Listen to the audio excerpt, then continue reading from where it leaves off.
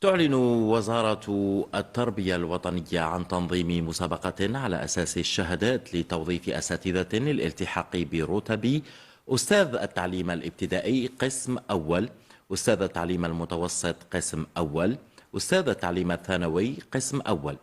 ويتم تسجيل وإيداع الوثائق الخاصة بملف الترشح في هذه المسابقة إلكترونيا ابتداء من تاريخ أول إعلان في الصحافة المكتوبة،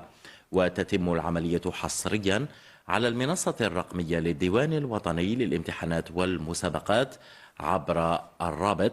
concours.nec.dz وفقا للشروط والكيفيات التنظيمية المبينة في الرابط التالي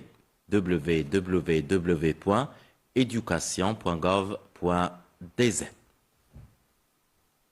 وتكون جميع مراحل سير العملية عبر النظام المعلوماتي لقطاع التربية الوطنية، بما في ذلك ترتيب المترشحين آليا بناء على المعلومات المؤكد تطابقها مع الوثائق المرفوعة، فيما يستمر الأساتذة الذين وظفوا بصفة متعاقدين بعنوان السنة الدراسية 2025-2026 في ممارسة نشاطهم إلى غاية نهاية الموسم الدراسي الحالي، وهم معنيون بالمشاركة في هذه المسابقة.